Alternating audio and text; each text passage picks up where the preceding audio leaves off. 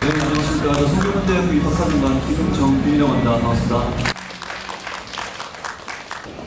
저희 성균관대 하면 보통 떠올리는 이미지 두 가지 정도가 있습니다. 일단 재단이 삼성이기 때문에 삼성 많이 떠올리시고요.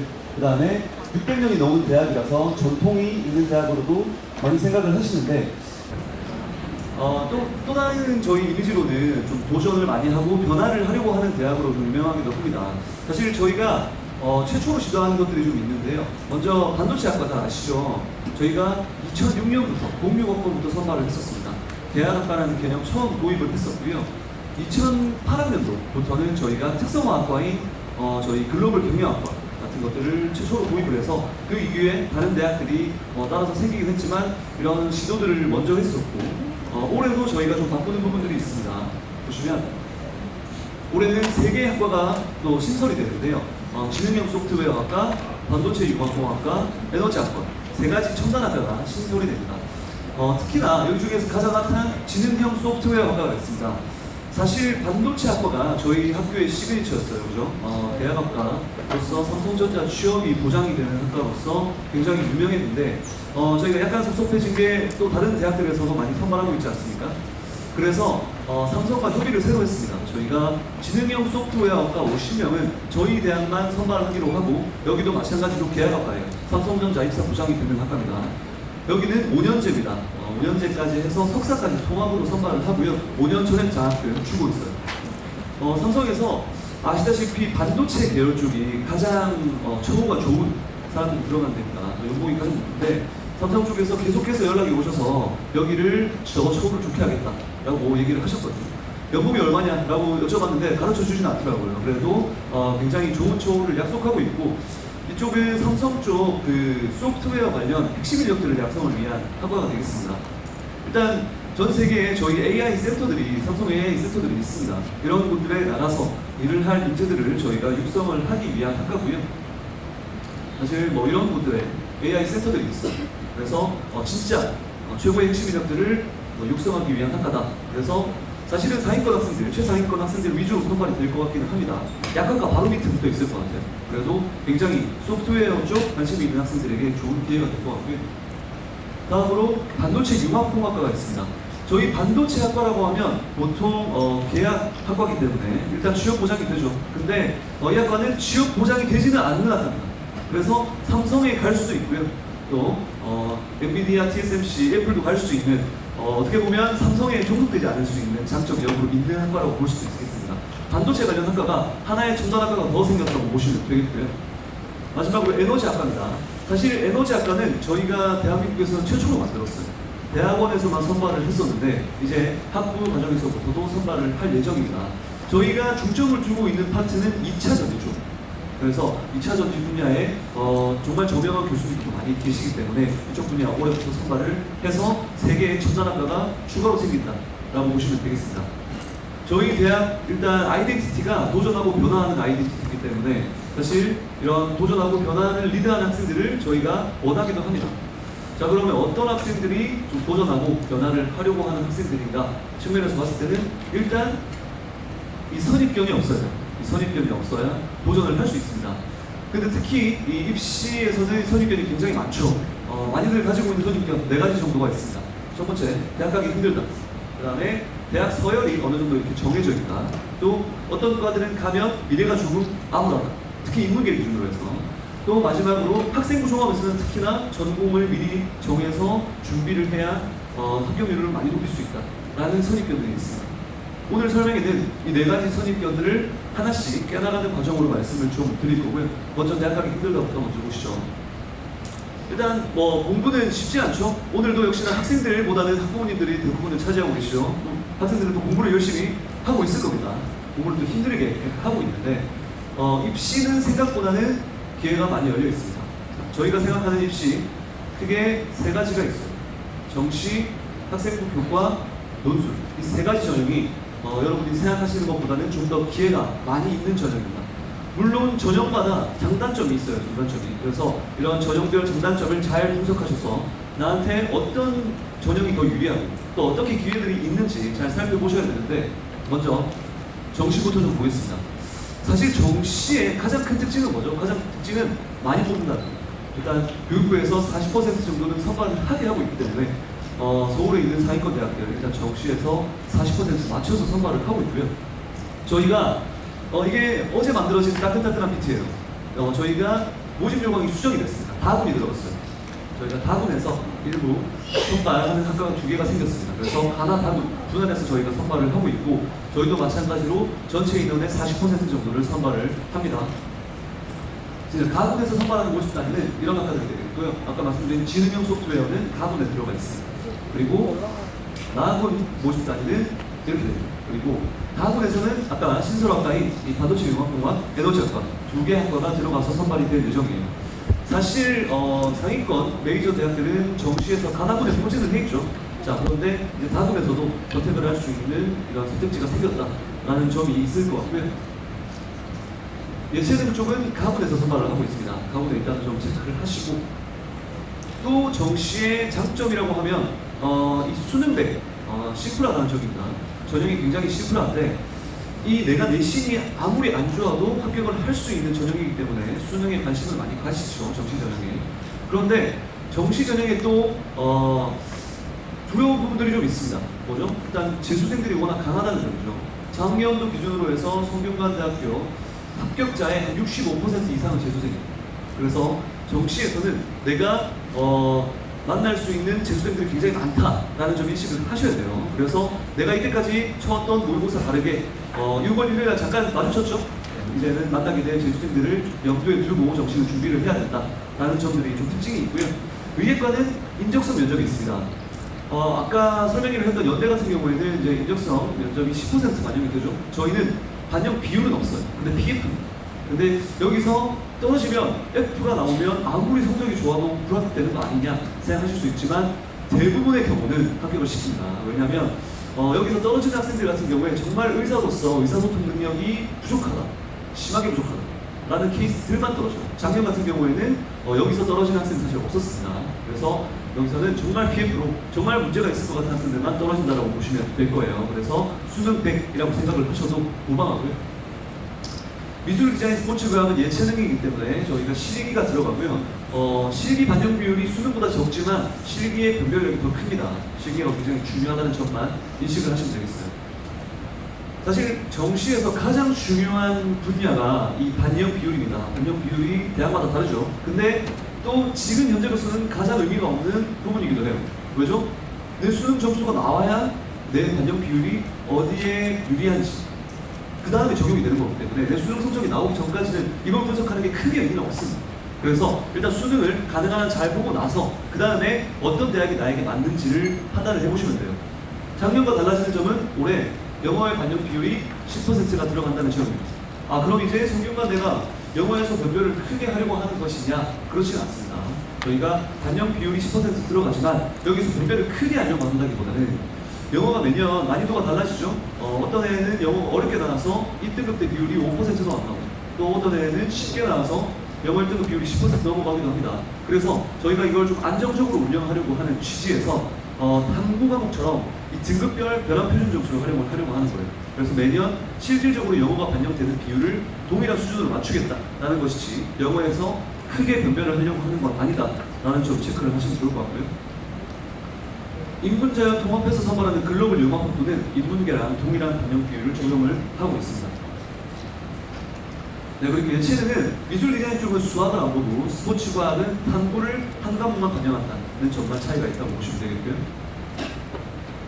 한국사는 저희가 반영 비율이 그렇게 높지 않습니다. 5등급부터 감점이 있기 때문에 실질적인 적용에 있어서 변별력은 크지 않다고 보셔도 되고, 정시의 특징은 불안정성이에요. 그죠? 정시에서 질문하세요라고 하면 뭘 제일 많이 여쭤보시냐면 커트를 많이 물어보십니다.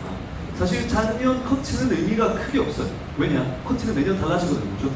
어떤 해에 커트가 폭발할 수도 있고 아니면 어떤 해에 펑크가 날 수도 있습니다. 그래서 이 정시 전형의 본질적인 특성 자체가 불안정성입니다. 불안정하다는 특성이 있어요. 이런 불안정성을 해소하기 위해서 저희도 나름대로 이런 대면으로 상담을 진행을 하기도 하고요. 그 다음에 많이들 활용하시는 게 진학사 활용하시죠. 진학사 모의 지원도 해보셔서 좀 이런 불확실성을 해소를 해보려고 하시지만 그럼에도 거의 모든 대학에 펑크가 납니다.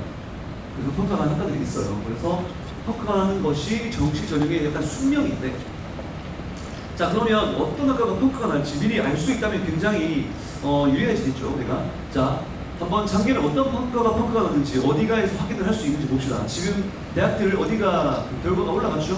대학 어디가의 결과들을 확인을 하실 수 있습니다. 70% 컷인데, 자 저희가 작년에 평가가 났던 학과들이 어디냐? 소프트웨어학, 글로벌 경영. 근데 대학 어디가 자료로는 확인이 힘들죠. 여러분 그 작년도 커트는 대학 어디가 70%컷 자료로는 확인할 수가 없습니다. 이유는 두 가지가 있어요. 첫 번째 70% 컷입니다. 그죠? 70% 컷이에요. 그래서 이걸로는 끝선을 보여주는 게 아니기 때문에 커트를 확인하기가 어렵고요. 여러분이 생각하시는 상위권 대학, 일단 기본적으로 이 100분위가 아니라 표준 점수를 반영합니다. 그죠? 그래서 이 표준 점수를 100분위로 환산하면 점수가 뭉개집니다. 그래서 실질적으로는 여기서 디테일한 점수 확인을 힘들다라고 보시는 게 맞아요. 그래서 참고서만 한번 보시는 게 좋고, 또 여기서는 이제 경영학과 정도가 작년에 평가가 났는데, 공개를 안 하는 자료를 좀 보여드리면, 작년에 경영학과 그 지원자 패턴입니다. 이게 의미하는 바가 이 첫 번째 있는 학생이 1등이에요. 그리고 이 한 칸의 의미는 성균관대학교 환산점수 기준 1.5분. 점수당 지원자들이 어떻게 분포되어 있는가를 보여드리는 거예요. 자, 특징이 있죠. 일단 지원자들이 쭉 몰려있다가 어느 순간부터 확 줄어듭니다. 이런 학생들은 사실 그 오른쪽에 위치한 학생들은 사실 지능 학생들이죠. 허수인데 많이들 활용을 하시는 진학사가 있습니다. 일단 여러분 진학사가 굉장히 강력하다고 느낌이 드는 게 진학사가 예측한 컷선까지의 지원자들이 몰려있어요. 그래서 대부분 정시 지원자들은 진학사를 많이 활용하는구나를 느낄 수 있고요. 저희가 나름대로 분석해서 상담한 컷은 작년에 여기였습니다. 입시 결과는 어떻게 됐느냐? 여기까지 돌렸습니다. 자, 이게 저희가 굉장히 아픈 자료인데 사실 정시에서 어떤 대학이 펑크가 났다라고 했을 때 펑크가 나는 로직이 이겁니다. 자, 지원자들이 촘촘하게 지원을 돼 있으면 사실 추가 합격이 발생해도 펑크가 안 나요. 근데 일정 수준 이상을 지나면 점수대가 늘리지만 지원자들 수도 굉장히 줄어듭니다. 그래서 추가 합격이 발생했을 때 이런 점수대가 뒤로 휙휙 밀리는 경향이 생긴다. 이래서 정시에서 대학의 펑크가 난다라고 보시면 되는데, 이런 점에서 이제 경영학이 작년에 펑크가 났고요. 소프트웨어학은 작년 진학사 컷은 여기였고 저희가 상담했던 컷은 여기였습니다. 그리고 입시 결과는 여기까지 났다. 자, 미리 그러면 펑크가 나는 학과를 예측할 수 있는 방법이 없나요? 라고 여쭤보신다면 없습니다.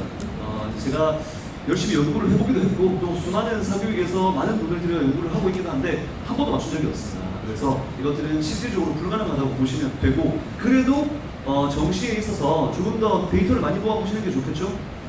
그래도 좀 자랑을 하자면 저희가 웬만한 사교육보다는 훨씬 더 정확합니다. 왜냐하면 이 사교육들은 전체 데이터가 없잖아요. 전체 데이터를 가지고 있는 건 그 대학밖에 없습니다. 그래서 저희가 몇 년치 데이터를 기반으로 분석을 하기 때문에 상대적으로 좀 더 끝선 기준으로 디테일한 데이터들 분석을 하고 있고요. 성균관대 지원을 한다, 정시에서 라고 한다면 저희 성균관대 상담을 꼭 받아보시길 추천을 드리고요. 자, 이 펑크가 정시에서만 나느냐? 그렇지 않습니다. 수시에서도 펑크가 있어요. 자, 펑크가 나는 전형은 이 학생부 교과 전형입니다. 이상하죠? 근데 아니 교과 전형은 내신 등급으로 정량으로 산출을 해서 선발하는 전형으로 알고 있는데 왜 펑크가 나요? 자, 로직을 좀 보시죠. 학생부 교과 전형 일단 저희가 400명 정도 선발을 하고 있습니다. 교과 전형의 특징, 학생부 교과 전형 모집 단위가 굉장히 많죠. 근데 각 모집 단위별 모집 인원은 많지 않습니다. 모집 단위가 파편화되어 있다는 특징이 있어요. 첫 번째로. 자, 이런 특징을 인문계에서 특히 강하게 나타나는 이 파편화를 보시고, 자연계도 인문계만큼은 아니지만 모집 단위가 굉장히 파편화가 되어 있습니다. 일단 이걸 먼저 기억을 하시면 되고요. 그 다음에 교과 전형은 전형요소 학생부 100입니다. 학생부 교과 100이에요. 그래서 정량평가 80, 정성평가 20이 있습니다. 저희 대학의 교과 전형의 특성 중에 하나가 정성평가 20이에요. 그러면 이런 생각을 하시죠. 성균관대가 또 정성평가 20%에서 이 자사고애들 좋게 평가해가지고 선발해가려고 하는 전략이 아닌가라고 생각하실 수 있지만 전혀 그렇지가 않습니다. 정량평가 80%에서 당락의 여부가 좌우가 되고요. 이 정성평가 20%에서는 당락의 여부가 아니라 일부 디테일, 정말 성적대가 비슷한, 정량평가가 비슷한 학생들 사이에서의 일부 디테일 차이를 둔다라고 보시면 돼요. 떨어지고 말고는 이 정량평가에서 결정이 됩니다. 그래서 이 정량평가가 훨씬 더 유의미하다. 자, 이렇게 정량평가가 훨씬 더 중요하기 때문에 이 일반고들한테는 이 교과 전형이 훨씬 유리합니다. 자, 일단 성균관대학교 기준으로 교과 전형을 가능한 일반고에서는 첫 번째 전형으로 보시는 게 맞는 게요. 특성이 있습니다. 첫 번째, 재수생은 지원을 못해요. 저희 지원 자격상 재수생은 지원할 수 없습니다. 특목고도 지원해요. 그래서 여러분이 만나기 껄끄러운 상대들을 상당히 많이 떼놓고 경쟁을 할 수도 있고, 더해서 그러면 자사고 애들 있지 않냐. 자사고는 지원 자격은 됩니다만, 외부도 지원 자격이 됩니다. 특목고는 지원 자격이 돼요. 죄송해요. 그 지원 자격이 되지만 여기서 합격할 수 있는 애들은 없어요. 왜냐면 2등급대가 나오면 사실 특목고 그리고 웬만한 자사고에서는 성균관대 안 합니다. 그죠? 그렇기 때문에 이런 학생들이 1등급 학생들이 대학교 교과전형 지원을 할 수 있는데 2등급만 돼도 지원 안 하는 애들이 교과전형 지원하느냐 하지 않아요. 그래서 일반고끼리의 싸움이다. 그래서 여러분이 껄끄러워하시는 자사고, 특목고 다 떨어뜨려 놓고 재수생도 다 빼놓고 일반고들 사이에서 다툴 수 있기 때문에 교과전형이 가장 경쟁을 줄여놓은 전형이다 라는 말씀을 좀 드리고요. 정량평가 80이 해석을 많이 하시는 데 있어서 오해를 하시는 게, 내가 평균 2등급이라고 생각해 봅시다. 내가 평균 등급 2등급이면 전국에 있는 2등급들과 동일한 점수를 받을 것 같지만 전혀 그렇지가 않습니다. 자, 여러분 보세요. 1등급, 2등급, 3등급 등급별로 점수대가 있죠. 3등급 때까지는 점수대가 많이 안 떨어집니다. 그죠? 4등급으로 넘어가면 5점만 떨어지던 점수가 15점 떨어져요. 등급이 내려갈수록 점수가 많이 떨어집니다. 이게 무슨 말이냐? 내가 평균 2등급인데 전 과목이 2등급이다. 아주 유리한 고지를 정하죠. 98점으로 전체 계산이 되기 때문에 내가 평균 2등급인데 대부분이 1등급인데 몇 개 과목을, 한 2개 과목에서 5등급이 있다. 이런 학생들은 굉장히 불리해집니다. 그죠? 이 점수 체계상 이 등급대가 3등급 이내에서 안정적으로 분포해 있는 친구들이 훨씬 더 유리해요. 그래서 교과전형 준비하는 학생들은 1, 2학년 같은 경우에는 버리는 과목이 있어서는 안 됩니다. 그래서 이런 것들 유의를 좀 하시고요. 정성평가 20%. 여기서 다시 한번 말씀드리지만 변별을 크게 하진 않아요. 다만 어떻게 평가하는지 말씀을 드리면, 학업 수련성 10점, 학업 충실성 10점인데 학업 수련성 10점은 일단 수치적인 부분들을 봅니다. 진로 선택 과목에 여기서는 성취도 보겠죠. 성취도, 그리고 성취도 비율, 그 다음에 그걸로 끝나는 게 아니라 원점수, 평균 점수 다 확인합니다. 그래서 여기서 일부 변별을 두고요. 그 다음에 학업 충실성은 진로 선택 과목의 선택을 얼마나 도전적인 과목들을 들었는가, 또 위계에 맞는 과목들을 들었는가, 세특까지 확인을 해요. 세특을 보고 나서 얼마나 충실하게 들었는가까지를 확인을 한다라고 보시면 돼요. 다시 한번 말씀드리지만 여기서 당락의 요구가 크게 좌우되지는 않습니다. 자, 그러면 하나 더 근데 보셔야 될 게 수능 최저가 있어요. 수능 최저가 있는데 높지는 않습니다. 자, 한번 볼까요? 인문자연 통합선반하는 글로벌 융합학부는 3학 7입니다. 3학 7. 작년보다 좀 낮아졌어요. 작년도 기준으로 수능 최저 충족 비율이 한 60% 정도 됐습니다. 올해 같은 경우에는 시뮬레이션 해보면 한 70% 정도 학생들이 수능 최저를 맞출 것 같은데, 왜 3학 7이 높지 않냐? 영탐탐으로도 됩니다. 탐구를 따로 봐줘요. 그래서 영탐탐으로도 3학 7을 맞출 수 있기 때문에 작년보다는 훨씬 수월하게 맞출 수 있다 라는 점이 있고, 인문계 일반 학과들 마찬가지로 3학 7인데 4탐을 한 과목 필수로 시행해야 하고요. 인문계 특성화학과 3학 6으로 조금 더 높은 기준 적용을 합니다.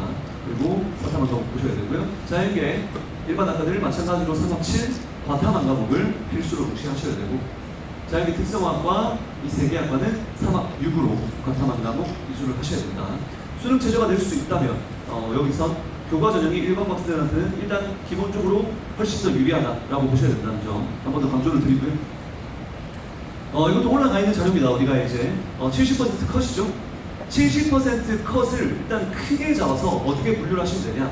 선호도가 좀 높은 학과들, 예를 들어서 내가 많이 선발하는 사회과학 계열, 그 다음에 경영학과, 아니면 공학 계열, 자연과학 계열, 이런 것들은 1등급 때 중반에서 커트가 형성이 된다고 보시면 됩니다. 그리고 선호도가 상대적으로 조금 떨어지는 학과들 2등급까지도 넘어가죠. 그래서 등급이 선호도가 떨어지는 학과는 2등급 넘어가는 학과들이 나온다.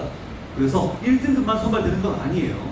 그래서 이 등급별로 선호도에 따라서 굉장히 등급이 벌어진다라고 보시면 됩니다. 그런데 아니 2등급 초 많이 가서 2등급 중반도 있긴 하지만 이 정도를 가지고 펑크라고 보기는 어렵지 않느냐 라고 생각하시는 분들이 있을 수 있어요.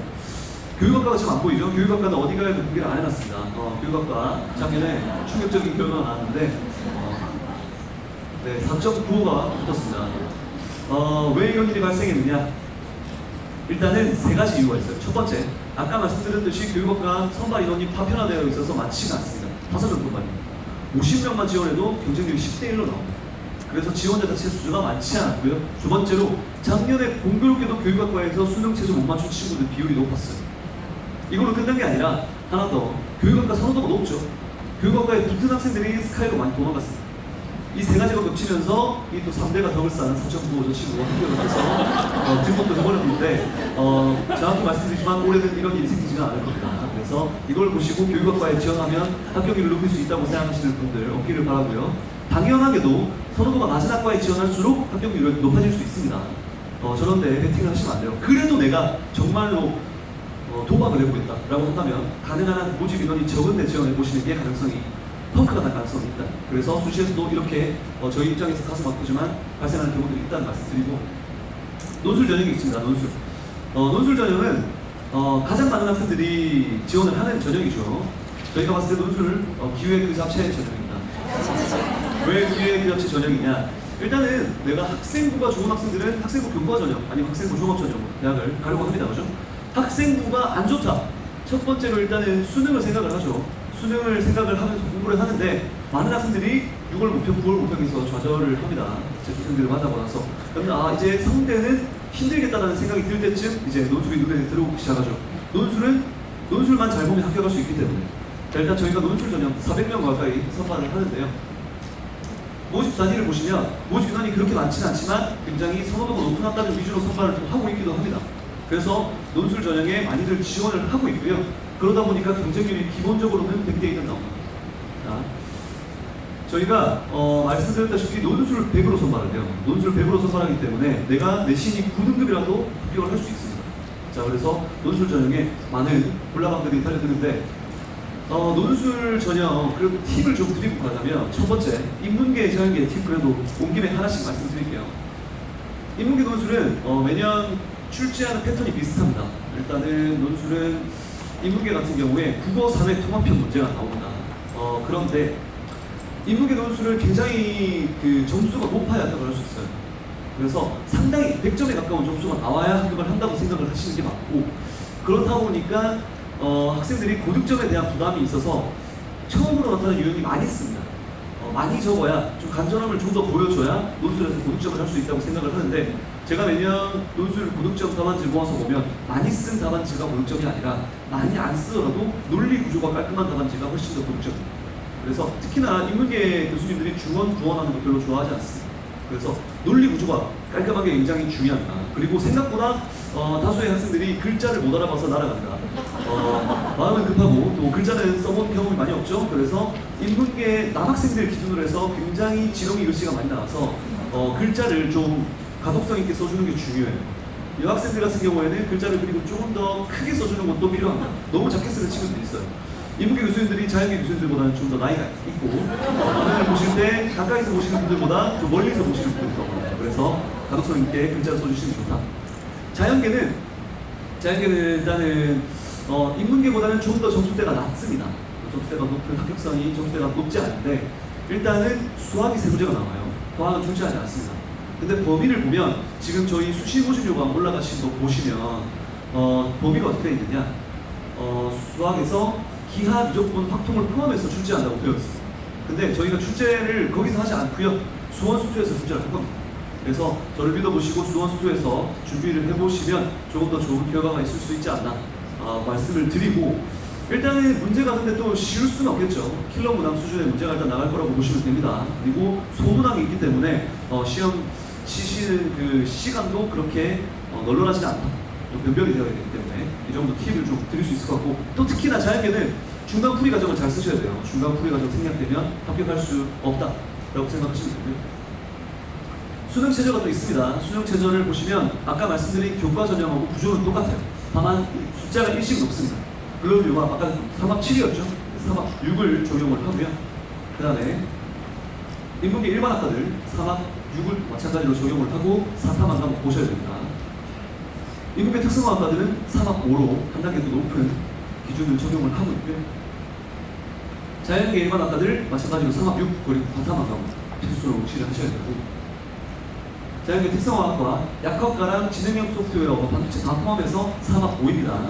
과탐학 과목 보셔야 되고요. 의예과는 좀 더 높겠죠? 의예과는 3학 4를 적용을 하고 있습니다. 수능 최저학력 기준을 이렇게 적용을 하고 있고, 작년도 논술 날입니다. 작년 논술 특징이 코로나 확진자들이 굉장히 많이 나왔어요. 그래서 코로나 확진자들도 시험을 치게 해줬고, 이 시험 후에 코로나 확진자들부터 먼저 빠져나가는 차량 행렬입니다. 원래 저희가 논술을 시행한 이에 차량을 한 번도 교내에 들인 적이 없어요. 근데 저 때가 처음으로 차량이 교대로 들어왔던 케이스고, 이 차량이 빠져나가고 나서 5분쯤 지나면 이렇게 됩니다. 그렇죠? 아까 제가 논술 경쟁률 100대1이라고 말씀드렸죠? 한 보이나요? 빨간 포인터? 여기 중에서 한 명 정도 합격했겠네요. 근데 또 이제 워낙 경쟁률이 높고 논술에 여기 높아 보이지만 또 숨겨져 있는 부분도 있습니다. 보시면 최저 충족 비율이 어느 정도 되느냐? 높진 않아요. 네. 수능 최저 충족 비율이 특히나 인문계가 좀 더 낮죠. 그래서 수능 최저 충족을 못한 친구들이 생각보다 많고, 또 수능을 너무 잘 봐버린 친구들도 논술을 치러오지 않습니다. 그래서 위아래를 떼는 가운데 사이의 경쟁이기 때문에 실질적인 경쟁률은 여러분이 보시는 경쟁률에서 한 3분의 1에서 5분의 1 정도로 떨어진다라고 보시면 맞을 겁니다. 이게 약간 기만일 수 있는데 대학가게 쉽다기보다는 대학을 갈 수 있는 기회들이 많이 열려있다 생각보다 라고 보시면 되고요.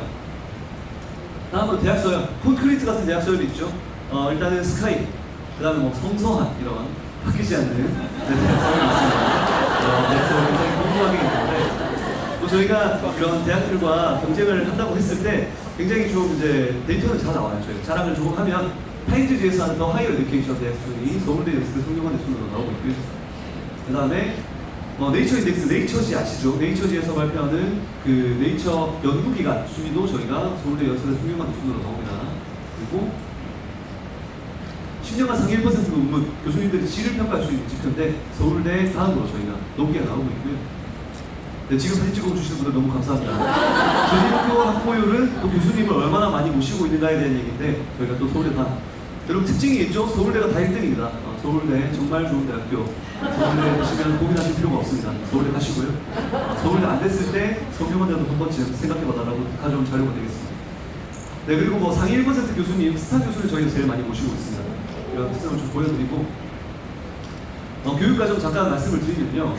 저희가 총변세 아시죠? 총변세 쓰신 제레드 다이아몬드 교수님, 성균관대학교 교수님으로 모시고 있고, 또 요즘에 핫한 교수님인데 수능에도 나왔죠. 피터 싱어, 동물의 목 피터 싱어, 이분도 저희가 성균관대학교 교수님으로 모시고 있습니다. 물론 영어로 수업하시고 있고요. 또 이제 방학 때 이런 외국인 학생들 저희가 초대를 해서 교류 프로그램도 저희가 잘 하고 있는 대학으로 좀 이름을 떨치고 있고, 저희가 또 아까 말씀드렸다시피 돈이 좀 있기 때문에 장학생으로 교환학생도 많이 보내주고 있습니다. 그래서 여기 나름 명문대들이거든요. 이렇게 보내주고 있다. 그러다 보니까 저희가 사실 입시 시장에서 느껴지는 저희 선호도보다는 이런 취업하는 사회에서 느껴지는 선호도가 훨씬 더 좋습니다. 아웃풋이 더 좋은 대학이고요. 사실 이런 부분에서 기업들이 성균관대학교 졸업생들을 좀 좋은 시선으로 바라보고 있다는 점이 이런 자료에서 좀 보인다. 네, 라는 점을 말씀드리고 싶고, 짧은 학교 후보였죠. 3번 들어가서 어떤 과들은 암울하다. 특히나 인문계들 이런 얘기 많이 듣죠. 문사철에서 이런 것들을 좀 보자면 대표적인 학과 도고동문학과입니다. 저희 도고동문학과를 가져온 이유가 저희 입학처장님이 도고동문학과 교수님이에요. 그래서 도고동문학과 가져왔는데 미래가 밝은 느낌인가요? 좀 어두운 느낌인가요? 네, 쉽지 않아 보이죠. 근데 이런 얘기가 저 때도 있었습니다. 제가 대학 졸업할 때도 문전 박대, 문과 전공은 박대당한다 라고 해가지고 문전 박대 이런 얘기가 있었는데 좀 간질간질해도 저희는 문전 성대, 문과 전공도 성대에선 괜찮다 이런 말씀 좀 드리고 싶어요. 왜냐하면 저희가 전체 인문계 학생들 포함해서 다 소프트웨어 AI 교육을 하고 있습니다. 사실 이 문과 쪽 그 업군에서도 이런 소프트웨어나 AI 쪽 수요가 굉장히 있어요. 그래서 저희가 고교 학생들을 선발한 다음에 대학 과정에서도 이런 과정들 교육을 필수로 하고 있고요. 아웃풋이 그러다 보니까 꽤나 있습니다. 도고동문학과 케이스만 가져왔는데 김지현 이 친구는 오늘의 집 아시죠? 오늘의 집에서 검색 품질 향상 담당 소프트웨어 개발자로 일을 하고 있습니다. 그래서 인문계도 또 이제 어부 쪽이기 때문에 이런 쪽이 가능한 거고, 이미래 이 학생은 현대자동차에서 자연어 처리 데이터 구축 담당 소프트웨어 개발자로 있어요. 이게 뭐냐면 사람이 말을 하면 기계가 인식을 해야 되잖아요. 그 인식을 하는 게 자연어처리라고 합니다. 이 분야에서 가장 까다로운 분야가 사투리 인식이라고 하더라고요. 저도 지금 16년째 붙여주고 있지 않은데 이 학생도 상당히 사투리가 심한 학생이에요. 그래서 실제로 이 친구가 이 관련 분야 연구를 계속 하고 있어요. 그래서 이런 것들 실제로 사회에서 적용해서도 진출을 해서 일을 하고 있다라는 말씀드리고요. 저희가 집중해서 육성하는 분야 3가지 정도가 있습니다. 제가 말씀드리면 AI 쪽은 특히나 인문계도 많이 관련이 되어 있다고 말씀드렸죠. 이런 학과들이 있는데 사실 여기서의 대표적인 학과는 아까 말씀드렸던 지능형 소프트웨어 학과가 되겠죠. 지능형 소프트웨어 학과가 있고 또 이런 일반적인 소프트웨어 학과도 있습니다. 자, 취업 보장이 되진 않지만 여기도 굉장히 아웃풋이 좋은 학과인데 그럴 수 있는 게 미국 글로벌 IT 기업 연수를 많이 보내줘요. 그래서 해외 연수랑 교육도 하고 이 해외에 IT 전문가랑 멘토링도 시행을 해서 이어주고 있습니다. 국내에서는 저희가 산학 협력 프로젝트라고 해서 대기업이랑 이런 실무 경험들을 많이 좀 경험할 수 있는 이런 것들 참여를 많이 시켜서 아웃풋이 좋은 학과가 되겠고요. 다음으로 바이오가 있습니다. 바이오 소대. 저희가 또 대표적으로 의대학대 이런 곳이 있겠죠. 의과대학부터 잠깐 보면 저희 의대가 일단은 뭐 좋습니다. 다들 아시다시피 저희 삼성서울병원을 끼고 있기 때문에 굉장히 좋고 장단점이 있긴 해요. 저희가 단점으로는 많이 안 됩니다. 이건 40명밖에 뽑지 않기 때문에 들어오기가 어렵다는 단점이 있어요. 가끔 서울대 의대보다 성균관대 의대가 더 합격하기 어렵더라 말씀하시는 분들이 있는데 동의하기는 힘듭니다. 네, 하지만 들어오기 어려운 건 맞는 것 같아요. 그럼에도 거꾸로 생각하면 저희가 인원이 많지 않기 때문에 소수 정예로 굉장히 타이트하게 운영을 하고 있습니다. 아웃풋으로 말씀드리면 재작년 졸업자예요. 재작년 졸업자들 인턴 병원 현황이 39명 중에 36명이 삼성서울병원, 1명이 삼성창원병원, 1명이 강북삼성병원이고 1명은 모르겠습니다. 증발했더라고요. 저희가. 그래서 39명 중에 38명이 삼성병원 쪽으로 들어와서 일을 하고 있고 작년 졸업자 40명은 전원 삼성서울병원으로 들어와서 인턴을 하고 있습니다. 그래서 당연히 저희가 대형 병원이고 학생 수가 많지 않기 때문에 전부 다 필요를 할 수 있는 캠파가 되는 의대다. 그리고 교육은 이런 사실 뭐 투자를 많이 하겠죠. 이런 병원에서 교육을 시행을 하고 있다라는 말씀드리고요. 약학과도 저희가 좀 강점이 있습니다. 약학과 빅3예요 사실. 옛날부터 삼강약대 하면 서울대, 그다음에 성균관대, 중앙대 이렇게가 약대 빅3였습니다.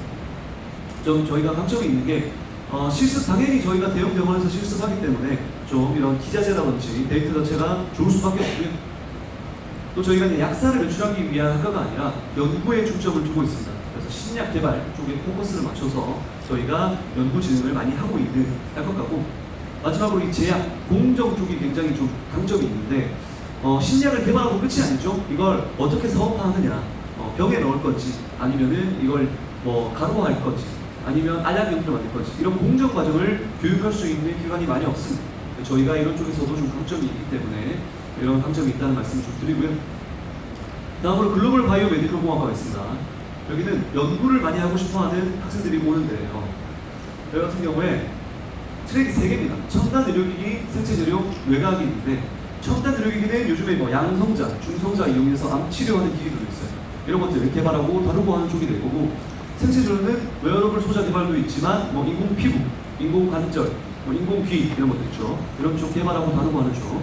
뇌과학이 메인 트랙입니다. 사실 뇌과학은 뇌공학 관련 엘리트 인재 육성을 위한 학과로 보시면 되고요. 실제로 세계적인 뇌과학자들이 좀 저희 많이 모시고 있습니다. 국가 차원에서도 저희가 1년에 60억씩 지원을 받고 있어요. 그래서 이쪽에서 연구를 좋아하는 학생들이 많이 이쪽을 선호하고 있다라고 보시면 되겠습니다. 다음으로 반도체 분야 성대는 또 워낙 유명한 반도체 학과가 있죠. 저희가 아까 말씀드린 반도체 융합공학과가 있고요. 그리고 반도체 시스템공학과, 이제 제약학과도 있습니다. 저희가 가장 유명한 반도체 시스템공학과 말씀드리면 저희가 뭐 삼성전자 취업 보장이 되는 걸 워낙 잘 알고 계시기 때문에 장학금 말씀드리면요. 일단 2년 전에 장학금 다 줍니다. 그리고 나서 3학년 올라갈 때 물어봐요. 삼성 갈래? 물어보고 간다고 하면 나머지 2년 다 주고요. 안 간다 그러면 나머지 2년 안 줍니다. 그리고 이제 소프트웨어 장학금이랑 성적 호스 한국 장학금 추가로 받을 수 있기 때문에 여기는 학비뿐만이 아니라 용돈까지 벌면서 다닐 수 있는 학과가 되겠고요. 저희가 사실 이 반도체 분야에 있어서는 약간 마피아예요. 왜냐하면 저희가 2006년부터 선발을 하고 있기 때문에 굉장히 많은 졸업자들이 있겠죠. 분석을 좀 해봤는데 일단 한 63% 정도는 바로 삼성으로 갑니다. 그리고 한 1% 정도는 삼성 계열사로 그 스카우트가 돼서 가요. 그리고 SSIT라고 해서 저는 석사까지 할래요라고 하는 친구들은 정부 지원해주고 석사까지 마치게 한 다음에 데려갑니다. 그래서 일단 86% 정도가 삼성으로 바로 들어가고요. 7% 정도는 대학원을 가고, 7% 정도는 타분야 대학원을 가거나 아니면 뭐 창업을 하거나 취업을 합니다. 이쪽 케이스에서 좀 인상적이었던 애가 김용희 친구 있더라고요. 저희 로스쿨 나와가지고 태평양 변호사 했습니다. 우영우 그 로펌이 태평양 로펌이죠. 여기서 굉장히 많은 돈을 받고 다니고 있다고 하더라고요. 부럽네요. 넘어가겠습니다. 자, 인문계 특성화 아까 잠깐 보면 글로벌 경제학과부터 먼저 보겠습니다. 글로벌 경제 전문가를 양성하기 위한 학과인데 여기는 학부 과정에서부터 이런 학술 대회를 많이 보여줘요. 그래서 이런 교류를 할 수 있는 장을 많이 열어주고, 여기는 좀 강점이 국내 국외 학위 2개를 가지고 졸업할 수 있습니다. 원하면. 그래서 이런 국내뿐만 아니라 국외 학위까지 취득해서 졸업할 수 있는 제도가 열려있다는 점이 강점이 되겠고요. 네, 저희 간판 중에 하나죠. 글로벌 경영학과입니다. 경영학이라고 하면 보통 이 4가지 분야를 배우는데 이걸 3학년 1학기 때 몰아서 배우고요. 그 다음에 3학년 2학기 때는 이런 대기업들의 사업 전략 보고서를 작성을 합니다. 이게 수백 페이지짜리의 영어로 써요. 그래서 실무 경험을 쌓기 위해서 CEO 양성을 위한 커리큘럼을 제공을 한다라고 보시면 되겠고요. 여기는 한 학기는 또 교환학생을 의무로 다녀와야 돼요. 여기 중에 한 군데 골라서 다녀와야 되고, 의무 프로그램이기 때문에 저희가 그 자금 지원을 해줘서 보내줍니다. 그래서 이런 강점이 있는 학과다. 마지막으로 글로벌 리더, 저희 법학과 없어지고 나서 생긴 학교죠. 여기는 트랙이 2개예요. 법무 트랙, 공직 트랙이 있습니다.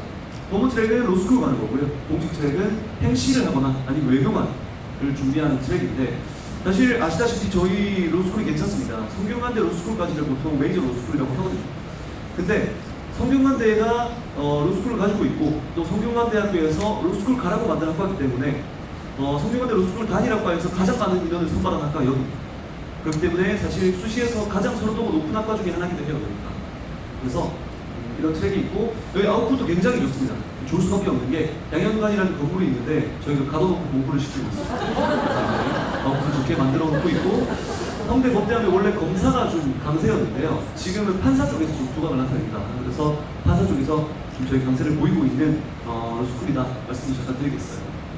사실 삼성이라고 하면 관리의 삼성 얘기를 많이 하죠. 삼성이 좀 전략적이고 집중적인 관리로 인류 기업이 됐다 하는데, 저희가 또 관리를 잘하는 대학으로 유명합니다. 그리고 또 어떤 과를 오던 간에 잘 사회에서 자기 위치를 가질 수 있게 좀 관리를 잘 하고 있고요. 마지막으로 가장 많은 선입견을 가지고 있는 곳이 여기 전공을 미리 정하는 것이 중요하다. 특히 학종 세특에서는 전공 적합성이 굉장히 중요하다는 생각을 많이 하시죠. 이것도 봅시다. 전공을 미리 정하는 것이 중요하냐? 그렇지 않습니다. 전공은 나중에 정해도 늦지 않아요. 적어도 성균관대학교에서는. 왜 그러냐? 저희가 제도를 그렇게 만들어 놨어요. 가장 큰 특징이 이 대계열제 제도인데, 대계열제가 뭐냐? 여러 개 학과를 묶어서 통으로 선발합니다. 통으로 선발해서 2학년 올라갈 때 내가 원하는 전공을 선택하게 하고 있어요. 인문계는 인문과학 계열, 사회과학 계열 2가지가 있고요. 이렇게 여기 안에서 2학년 올라갈 때 내가 전공을 선택을 하고, 자연계는 이 자연과학 계열, 공학 계열이 있습니다. 이 2개 계열 중에서 내가 원하는 전공 선택을 하면 되기 때문에 1학년 때부터 내가 원하는 전공을 선택해서 들어올 필요는 없습니다. 그래서 이 전공 적합성이 그렇게 중요하지 않게 해서 선발을 하고 있고요. 그리고 또 네가 선택한 전공만을 해라 라고 하지도 않습니다. 또 저희도 복수 전공, 이런 연계 전공 굉장히 잘 되어 있어요. 복수 전공이 저희가 넓게 열어져 있고 3개 전공을 이수 가능하게 해놨고요. 총. 사실 다른 전공 같은 경우에는, 다른 대학 같은 경우에는 이 복수 전공을 하면 졸업하는데 5년 걸리는 경우가 많습니다. 근데 저희는 4년 만에 졸업할 수 있게 원 전공 이수 단위를 줄여줘요. 그래서 저희는 4년 만에 졸업할 수 있게 시스템을 잘 짜놨고, 또 연계 전공이라고 해서 추가적인 복수 전공도 많이 만들어놨어요. 이런 분야의 그 선택권을 넓혀놨고요. 자기설계 융합 전공이라고 해서 학생들이 만들 수도 있어요. 학생들이 어떻게 전공을 만드냐? 생각보다 어렵지 않습니다. 실제로 학생들이 만들어서 하고 있는 전공들을 보면 굉장히 좀 트렌디한 전공들이 많아요. 그래서 이건 당연히 저희 졸업장에 찍혀 나오겠죠. 그래서 이런 부분들로 활용을 하실 수 있게 대학들이 제도를 좀 넓게 열어놓고 있는 추세가 있고, 나는 전공을 하나 더 하는 건 부담스럽다 하는 학생들을 위해서 마이크로 디그리도 있습니다. 이건 교육과정을 이수를 하게 한 다음에 성적 증명서에 기록을 할 수 있게 하는 거고, 굉장히 여기도 좀 트렌디한 교육과정 저희가 많이 열어놨어요. 그래서 이런 분야를 자기 강점을 증명할 수 있게 저희가 제도를 많이 마련해놓고 있다라고 보시면 됩니다. 마지막으로 전과. 전과는 저희가 많은 대학은 아니에요. 일부 있습니다. 전과는 이 다른 학과에서 글로벌 융합 학과로만 전과가 가능한데, 여기 50명 선발한 학과예요. 50명 선발한 학과고 전과도 60명을 받습니다. 총 110명 운영을 하지만 타기열에서 전공 진입이 60명이다. 그래서 재학생 중에 60명을 받을 수 있는 특징이 있는 학과고요. 여기 트랙이 3개인데 컬처 앤 테크놀로지, 데이터 사이언스, 인공지능이 있습니다. 셋 다 굉장히 선호도가 좋은 학과예요. 그죠? 그래서 여기는 입학 과정에서부터 선호도가 높다라고 보셔도 되고 나중에 들어와서 전공 진입을 할 수 있다라는 제도를 체크를 하시면 좋을 것 같고요.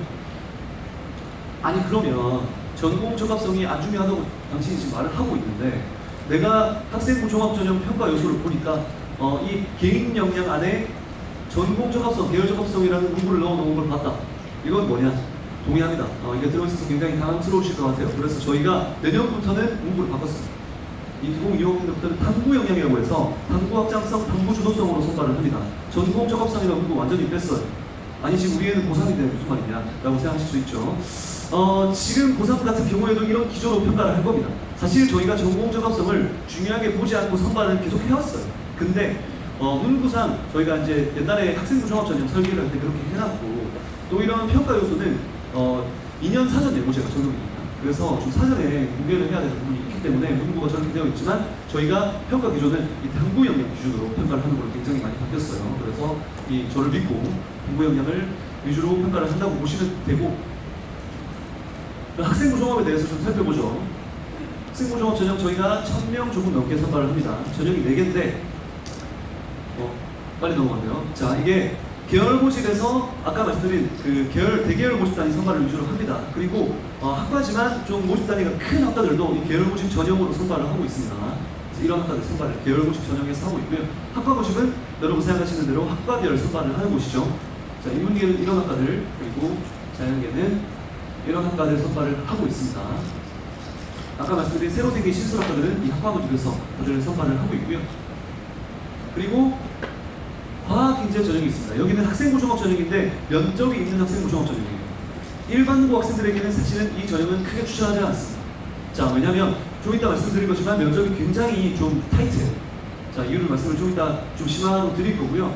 아까 말씀드린 계열 모집, 학과 모집은 굉장히 전형이 심플합니다. 면접도 없이 서류로 평가를 하면 되고 여기는 면접이 있는 학생부 종합 전형이다 라고 보시면 되고 기회균형 전형은 지원 자격이 있는 전형이죠. 내가 만약에 국가보험 대상자다, 아니면 내가 농어촌이 됐다, 아니면 집이 좀 힘들다 이런 학생들 같은 경우에 또 내가 일부 심하지 않더라도 자리가 있다 이런 학생들 다 지원 자격이 되고 일반적인 학생부 종합 전형보다는 한 등급이 한 등급 정도 떨어져도 여기서는 합격 가능성이 있습니다. 그래서 여기가 훨씬 더 모집 인원이 많지 않지만 훨씬 더 합격 확률이 높다라는 걸 인지를 하시면 좋을 것 같고 수력 세정 기준은 없어요. 굉장히 전형을 심플하게 운영을 하고 있고요.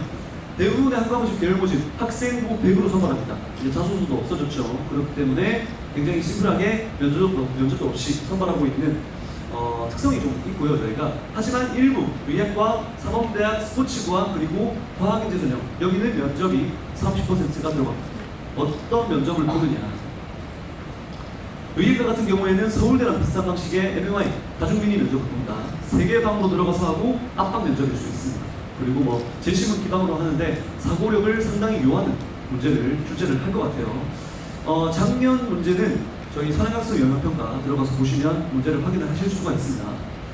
사범대랑 스포츠과학은 조금 더 편안하게 보셔도 돼요. 인적성 면접입니다. 교수님 2분이 면접을 보실 거고요. 여기는 근데 혹시나 싶어서 말씀드리는데 제가 전공 적합성 중요하지 않다고 말씀드렸죠. 근데 여기서는 면접을 교수님들이 보십니다.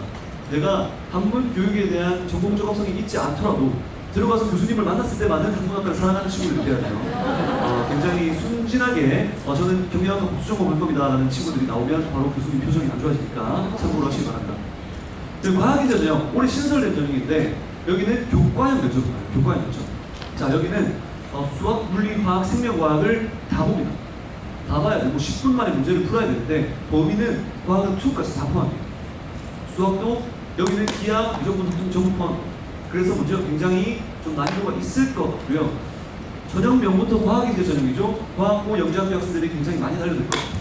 그래서 내가 정말 이과적 특성이 정말 또렷하다 라는 친구들은 이 전형이 나쁘지 않을 수 있지만 그렇지 않은 일반적인 케이스에서는 기본적인 학생부 종합 전형, 학과 모집, 계열 모집으로 지원을 하시기를 추천을 드립니다. 소리평가 평가는 이렇게 4개예요. 학업 역량 50, 개인 30, 잠재 20, 역량 위주 평가를 하고 있는데 이게 이해를 하시기가 참 어렵죠. 여러 대학이 하는 얘기를 들어봐도 어떻게 보는지 참 직관적으로 이해를 하기가 어렵습니다. 최대한 제가 심플하게 얘기를 해볼게요.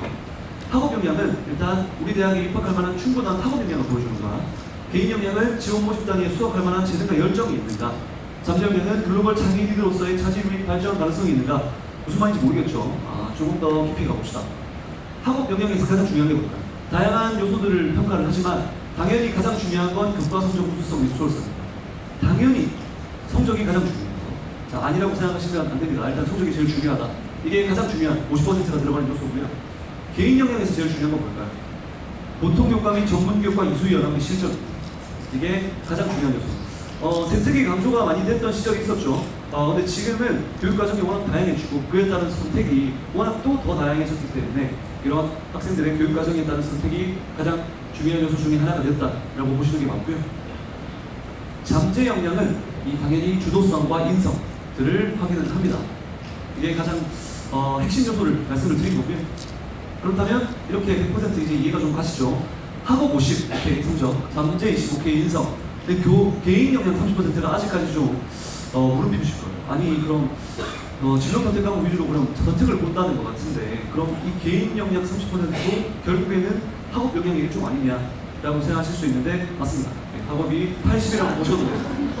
이게 근데 학생부 조업 전형인데 학업만 많이 이렇게 봐서 되냐라고 생각하실 수 있지만 구조를 생각을 하셔야 돼요.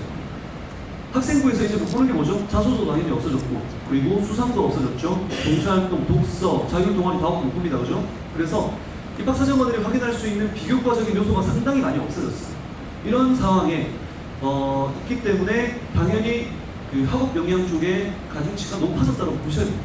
학업 역량이 좀 더 높은 이런 포션을 차지할 수밖에 없다라는 말씀 좀 드리고, 그렇다면 결국에는 이 학생부 종합전형의 핵심이 뭐냐? 아까 제가 말씀드렸던 전공을 미리 준비했는가가 일단 저희 성균관대 기준으로는 아닙니다.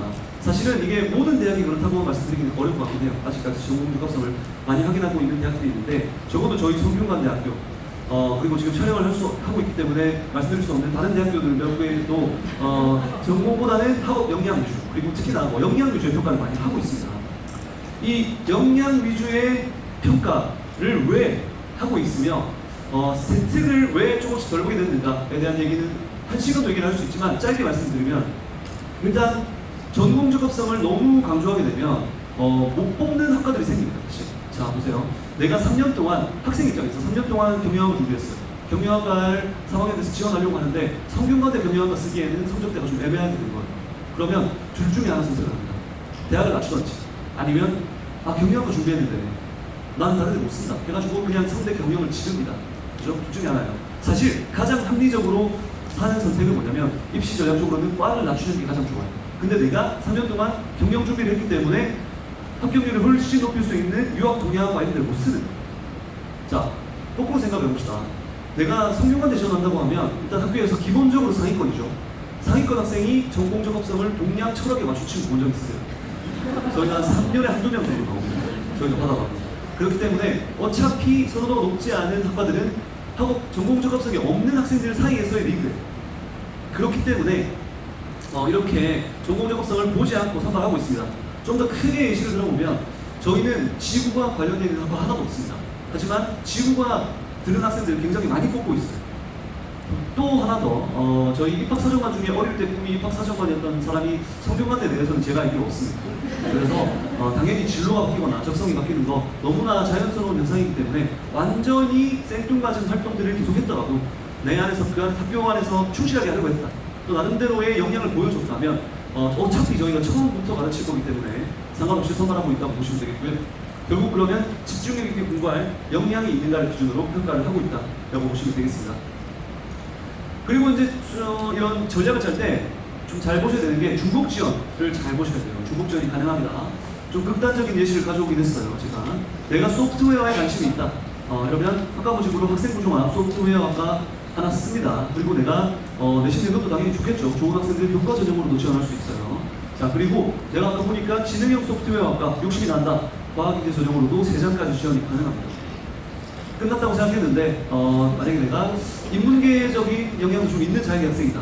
이런 학생들은 계열 모집으로 경영학과 도시형이 가능하고요. 내장까지 지원했으면 끝이 정말 낮죠. 하지만 어릴 때부터 숨겨왔던 라이프, 약사가 되는 꿈이 생각이 나서 논술고시 전형까지 5장. 이론적으로 우리 집이 힘들다. 기회균형전형까지 6장을 봤을 수도 있습니다. 그래서 아직까지 제가 입학 사정관 하면서 6장을 못 봤어요. 근데 올해 나올 수 있지 않을까 생각이 들면서 이렇게 전형마다 한 장씩 다 지원이 가능하다는 거를 확인을 하시면 될 것 같고요. 네, 시간이 거의 딱 맞았네요.